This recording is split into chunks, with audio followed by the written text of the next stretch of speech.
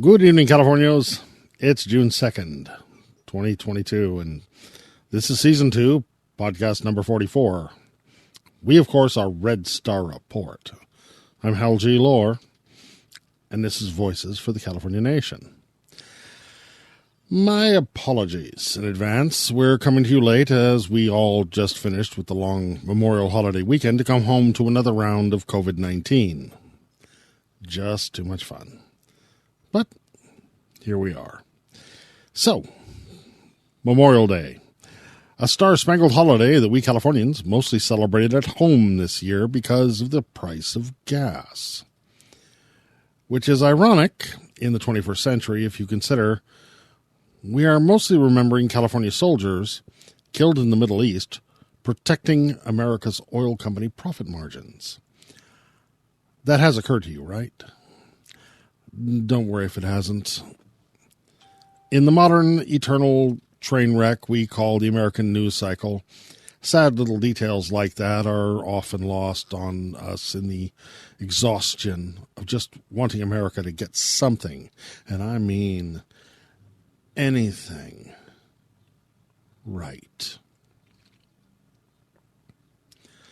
But that's hard to do if you look around for a moment and realize that the Uvalde, Texas shooting that upstaged the Buffalo, New York top supermarket shooting, by the way, is already being upstaged by new and fresh shootings all the time. All of this feels even worse by the fact that brand new U.S. congressional gun legislation to prevent shootings like these have already been written and have already failed in the U.S. Senate. Joining the long list of congressional failures, Californians have been forced to watch as our so-called progressive congressional leaders make excuses for their failures on the weekend talk shows. So again, I have to ask the same question I've been asking week after week after week. Are you there yet? Are you ready to consider that America isn't going to get better? Are you ready to admit to yourself yet that California independence may be the best option here? I mean, think about what Californians voted for in 2020. Think about the promises Californians had pinned their hopes on, only to watch each piece of federal legislation designed to fulfill those promises fail.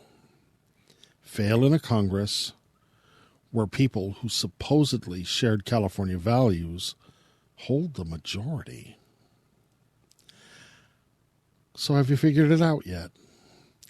At the federal level, even when California values candidates win, it doesn't really matter.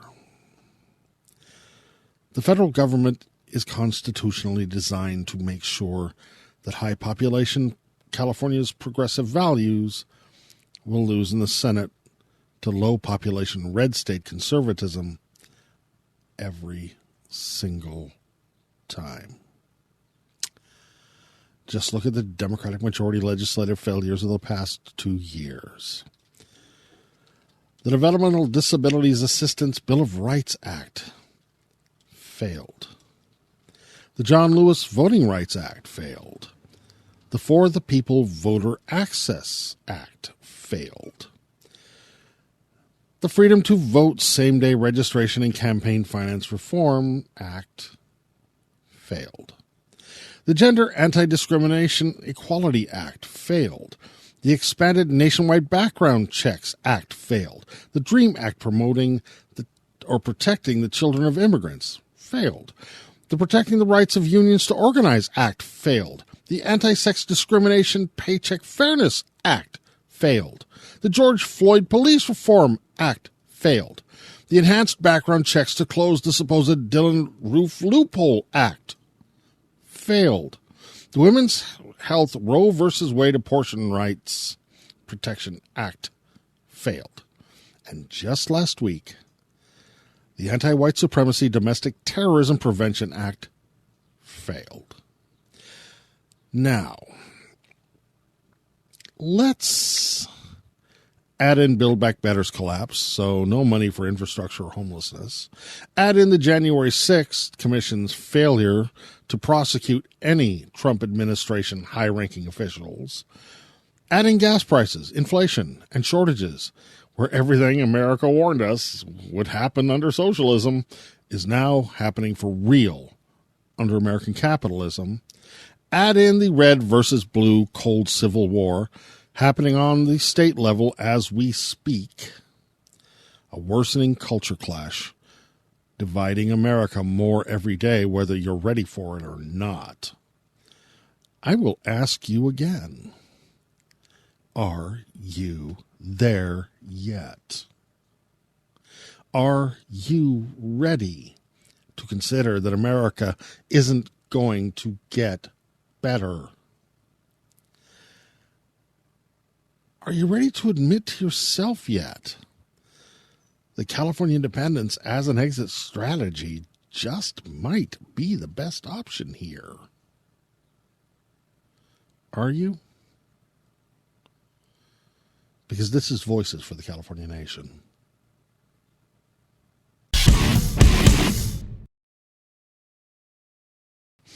Coming up next, I have another segment of Red Star Rising with Matt Owen and a message about the upcoming election and the California independence movement. Good stuff.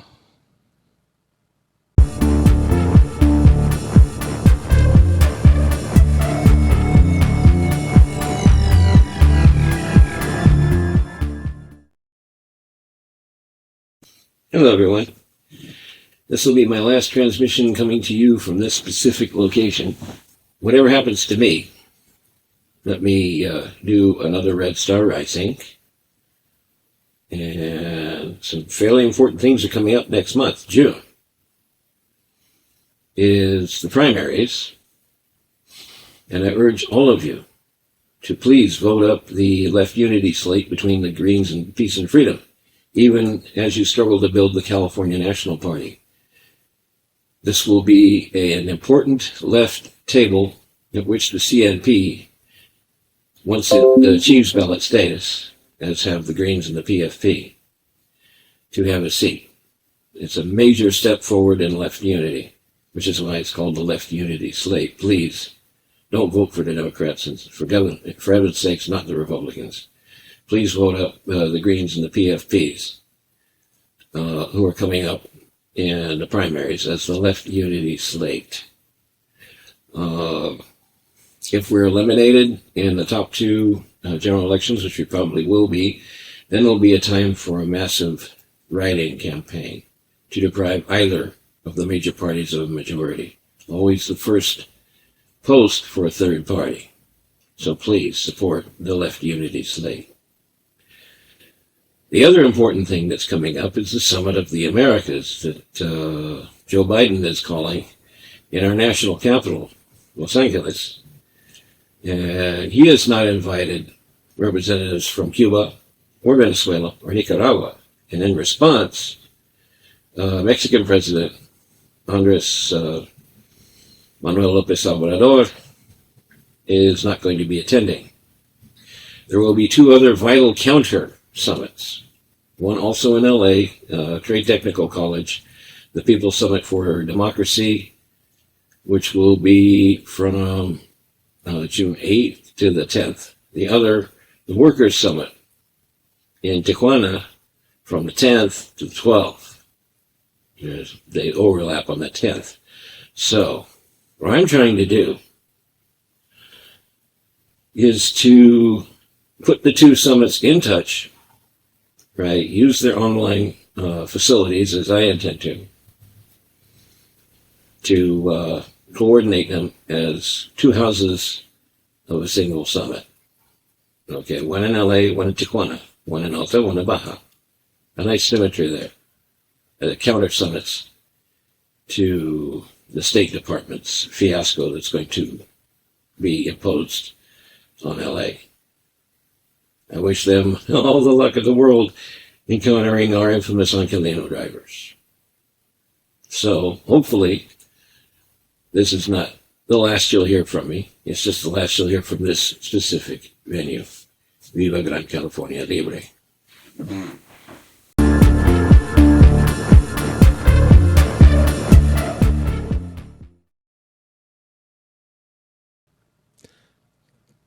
Thank you for that, Matt.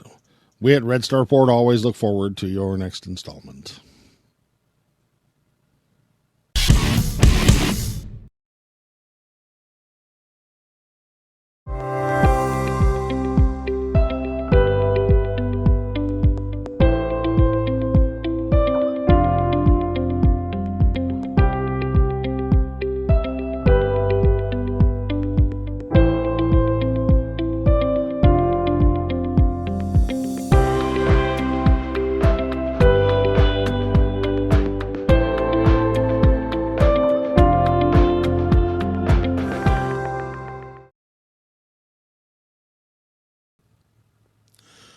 For those of you looking for more California-based news and perspectives, Red Star Report would like to recommend that you check out and subscribe to the Independent Californian, the online newsletter from the very smart people at the Independent California Institute.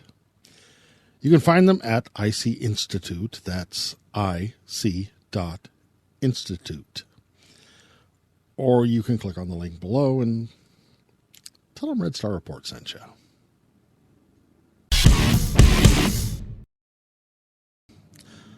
From here, let's go to the man, the myth, the legend himself, Shankar Singam, with Activism in Action. Diverting to your location now.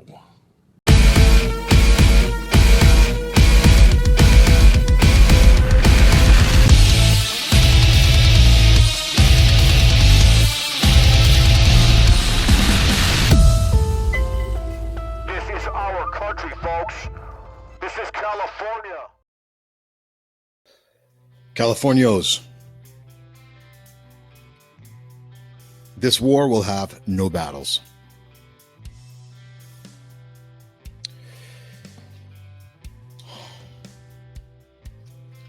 Activism in action. So a lot of people have been protesting this last week about the gun laws and the shooting in Texas. Now, me personally, Texas, that shooting, you fucking deserve that shit. I feel bad for the families. I feel bad for the kids, of course. But Texas, what do you fucking expect? Fucking, you sowed them. Now reap it. You have an unregistered open carry state. Unregistered open carry state. That's what you get. 18-year-olds getting firearms. Then the cops' true nature came out, especially Texas cops, Texas Rangers, the ones that you all think that we think are the toughest. Pussies, the biggest pussies of them all. All Trump supporters. I bet you half of them were on January 6th, those pussies who failed to go in. Pussies. That school shooting in Texas, there have been 17 mass shootings since Uvalde. How come? Where's the press on that? There have been 17 mass shootings, meaning someone has gone and shot more than 4 people, killed or injured more than 4 people since Uvalde. This is all matter of fact. Don't believe me, folks. Look it up yourself. 17 mass shootings. California has 1 mass shooting every 8 days, average. That was us last year. All from firearms coming in from the U.S. You will never find a mass shooter with a California compliant rifle. There's just no way. We take the steps to stop this. We're the state with the strictest gun reform, and we're ranked one of the lowest as far as mass shootings. Texas is one of the highest. Reap it, Texas. Reap it. And let's wait for what? We got another, 2 days till the next major mass shooting. So let's all keep an ear out for that one, right? Maybe it'll be babies this time. It wouldn't change the mind of anybody, though, right? They're not going to pass any gun legislation. We all know this. We all know this. There's nothing you can do about it. The Supreme Court's against you. The Congress is against you. There's nothing you can do about gun legislation. Reap it. Supreme Court passes open carry. So now, the Supreme Court is about to pass a law that all 50 states, it's legal to open carry. That's a direct violation to California values. Our values here that we hold. Do you really want to go to your grocery store and watch people walking around with shotguns on their shoulders and AR-15s slung around their necks? Do you really want to drop your kids off at school with people with holsters and ammunition belts? I mean, really? You really want to drop your kids off at school or send your mother off in the airport under armed military-style police? I mean, this is ridiculous. We're turning into a police state. An authoritative fascist police state. It's happening right before our fucking eyes. This war will have no battles.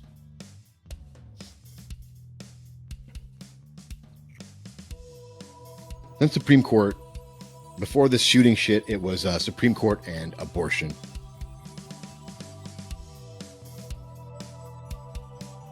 I don't know what to say about that either. I've already said everything on the last piece.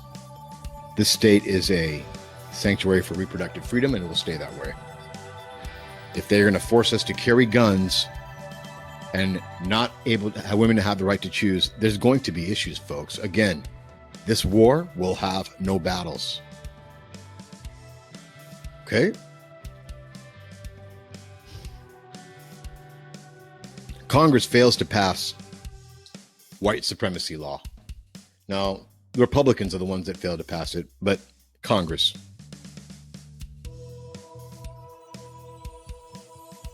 Congress fails to pass white supremacy law. What does that mean?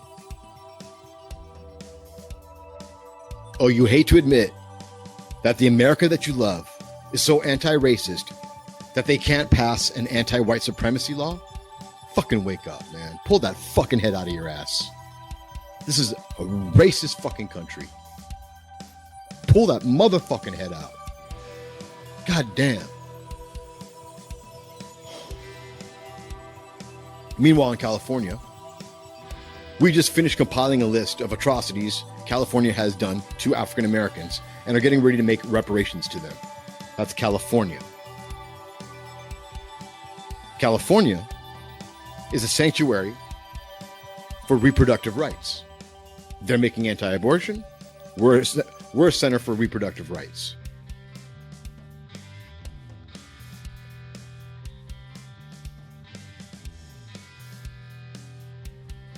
I don't know what else to say. Congress passes anti-lynching law. Finally, after 100 years of trying, Congress passes an anti-lynching law. We're on reparations. They're on anti-lynching. Now, finally.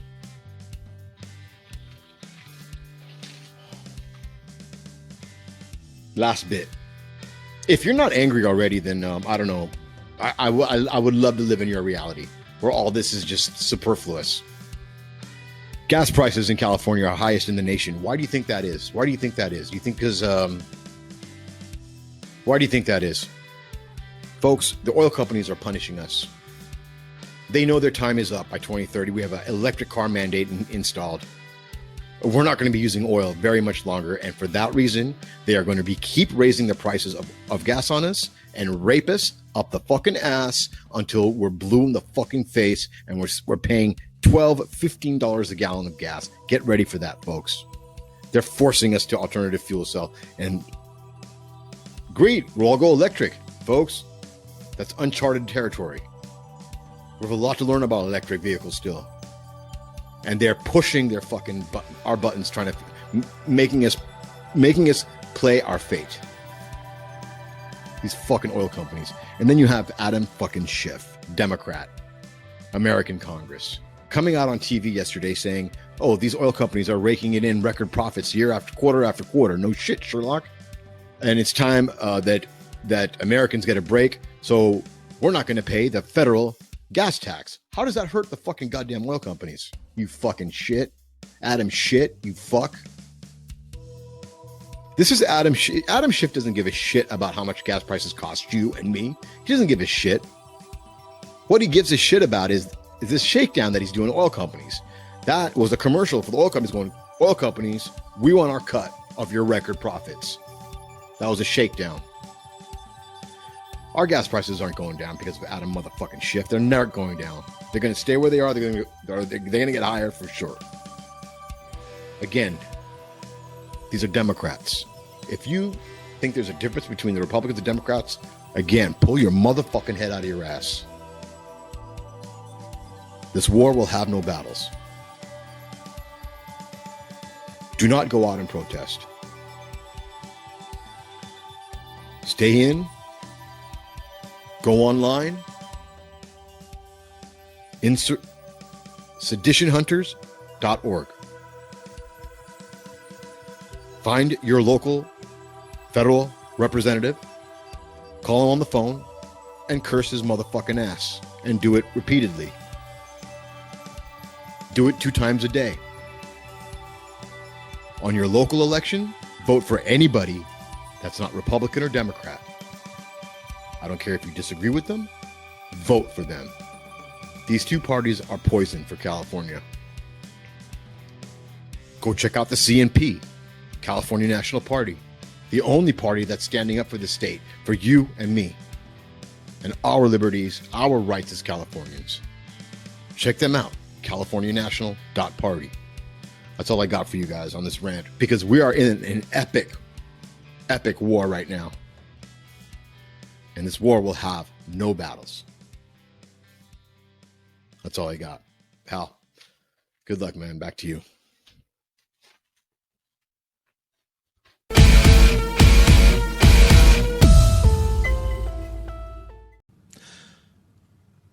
Thank you, Shankar. Just a note, Shankar will have interviews with election candidates scheduled for the coming week, so watch this space. But for now, it's time for Talking Points.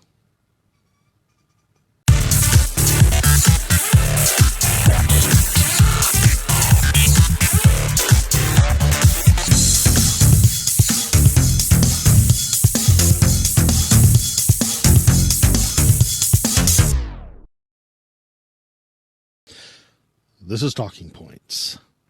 And this week, with all the headlines pressing in on Californians, I'd like to shift gears and decompress for a moment with a little talk about the California independence movement itself and maybe a little housekeeping. Because with all the news about wars and inflation and shortages and shootings, it's easy to forget that the California independence movement is now and was always supposed to be a peaceful movement. From its beginnings, CalExit was supposed to be an evolution, not a revolution. An evolution where California, being what can only be called a modern developing nation, seeks independence on the merits of California taking its place among the world's great nations, outside of the limitations of the United States. Full stop. All of that is still true. And none of this is anything new, despite some people in the movement's desperate attempts over the last couple of years to take ownership of California independence in efforts to claim leadership, glory, or whatever.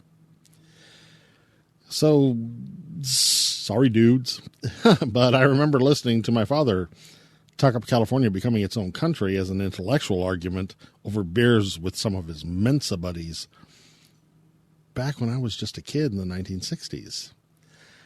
And even though I grew up believing he was right on this, not on everything, as his son, that doesn't make me the movement's fearless and unquestionable leader, does it? Because really the truth here is the idea of California as an independent country goes back to Juan Batista Valentin Navarro y Vallejo in 1836. Impressive, right? And if you take the time to listen to anyone from California's indigenous communities, you'd learn California had a long history before the Bear Flaggers stole it for the USA in 1846. So fast forward to 2015 and the run-up to the Trump 2016 election, and we saw the idea of California independence start to gain some serious traction in the U.S. media. One well-funded but badly organized organization called YesCalifornia emerged getting a lot of media attention after lifting its name, graphics, messaging, etc., with only slight modifications wholesale from Yes Scotland and the Scottish independence movement. Originality. And thousands of Californians were joining the movement, talking about secession and California independence as they watched the nightmare. As Donald Trump's victory in 2016 set America on the high road to fascism, California independence became a serious thing. And you can trace the rise of the California National Party and a number of other real California grassroots organizations to that time as well. Everybody was talking about it. We even had a CalExit comic book put out by the very creative people over at Black Mask Studios. All good. All good, that is, until Rachel Maddow ran an expose on MSNBC in 2017 and announced, without offering rebuttal, that the organization, Yes California, was nothing more than a fully funded tool of Vladimir Putin's efforts to destabilize the United States. A revelation made worse as obvious ties to Russia became glowingly apparent when Yes California's president suddenly moves to Moscow, trashing the entire movement's credibility and shit-canning all of the movement's momentum, creating a toxic environment so bad that it's taken 5 years for the grassroots California independence movement to begin to recover. That screwed it up for thousands of real people who actually believe California can be more than just another state bound to a collapsing America. So, where does that leave us? Talking point. The good news is that in January 2022, the entire California independence movement got to breathe a much-needed sigh of relief with the announcement that Yes California was closing down their organization forever. The end of the most damaged, shit-stained brand associated with the CalExit hashtag. An opportunity to remove the Russia stink of the Yes California albatross from around the neck of the entire California independence movement. Good stuff, and long overdue, because the movement had moved on. Like the Scottish independence movement, the California independence movement has evolved from Yes California types of organizations to independence-based political parties, like the California National Party. Elections, voting, democracy, policy debates, party platform discussions, and running CNP candidates for local public office to build awareness of the independence cause. A serious improvement over Yes California's old media whoring and running the movement based on the dictates of an unelected puppet acting on the interests of a foreign government, I would think. Or his needy sidekick basing his never-to-be-questioned right to lead on self-published books that only got 2 stars on Amazon. Yep. But the bad news here is some people just can't let dead shit go. Last week, Yes California announced that they were resurrecting that zombie organization, A new and improved organization now without all that Putin-esque homophobia, misogyny, racism, fascism, etc. Should I go on? All to a resounding chorus of, why the fuck would you ever want to do that, from a CalExit crowd that has already zero interest in just giving them a pass for betraying and crashing the entire movement twice already. I mean, seriously, if you were to take a stool sample from an 8-year-old with rotavirus, a sperm sample from a guy with gonorrhea, a handful of used masks from a COVID-19 ward, and put them all in a sack, it still wouldn't be as toxic as the baggage YesCalifornia brings to the California independence movement, and anybody who would ever oppose California independence already knows this. I'd ask whoever is over there wheezing on the YesCalifornia dying embers to think of the movement and their fellow Californians and not do this. I mean, can you just let it go? But when I explained the problem of toxic branding to their leadership a few years ago, sorry, it fell on deaf ears. So I guess not much hope there. So now I'm talking to the people of the California independence movement in general and asking you directly, please, for the movement's sake, unless you want to open up that Russian can of worms again, do us all a favor. YesCalifornia has always been and will always remain that Russian puppet organization. A broken and out-of-date dictatorship run by people who lied about their intentions, made universally bad decisions, and promoted hidden agendas. An organization that time and progress have made an irrelevant liability to what the real California independence movement stands for today. So when asked by anybody about YesCalifornia, please tell them you won't work with them. Tell them why you don't support them. Tell them why they should not support or work with them. Tell them the truth. It will set us all free. This is Talking Points.